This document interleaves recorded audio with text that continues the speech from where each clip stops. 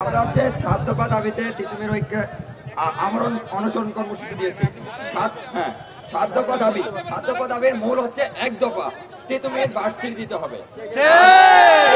তিতুমির ভার্সিটির ১ দফার মধ্যে আমরা ৭ দফাটা তৈরি করছি। এভাবে দেখেন, তিতুমির বিশ্ববিদ্যালয়কে রাষ্ট্রীয় স্বীকৃতি দিয়ে বিশ্ববিদ্যালয় একাডেমিক ক্যালেন্ডার প্রকাশ করতে হবে, দাবি আমাদের। ২, তিতুমির বিশ্ববিদ্যালয় প্রশাসন গঠন করে ২৪-২৫ সেশনের ভর্তি কার্যক্রম পরিচালনা করতে হবে। ৩ নম্বর দাবি, অবিলম্বে শিক্ষার্থীদের শতভাগ আবাসন ব্যবস্থা নিশ্চিতকরণ অথবা শতভাগ শিক্ষার্থীদের আবাসিক খরচ বহন করতে হবে।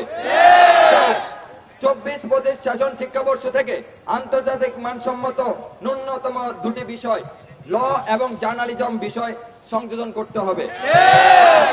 একাডেমিক কার্যক্রম পরিচালনার জন্য যোগ্যতা সম্পন্ন পিএইচডিধারী শিক্ষক নিয়োগ দিতে হবে। শিক্ষার মান উন্নয়নের লক্ষ্যে আসন সংখ্যা সীমিতকরণ করতে হবে। ৭ নম্বর, আন্তর্জাতিক শিক্ষার গবেষণাগার বিনির্মাণের লক্ষ্যে জমি ও আর্থিক বরাদ্দ দিতে হবে। এখন বলি, ১ নম্বর দাবি হচ্ছে আমাদের তিতুমির বিশ্ববিদ্যালয় হিসেবে স্বীকৃতি দিতে হবে। আর তিতুমির বিশ্ববিদ্যালয় স্বীকৃতি দিতে গিয়ে যদি জমির পরিমাণ কম চিন্তা করেন, তাহলে আমাদের জমি বরাদ্দ দিতে হবে। যদি আমাদের শিক্ষক পিএইচডিধারী শিক্ষক কম দেখেন, তাহলে আমাদের পিএইচডিধারী শিক্ষক নিয়োগ দিতে হবে।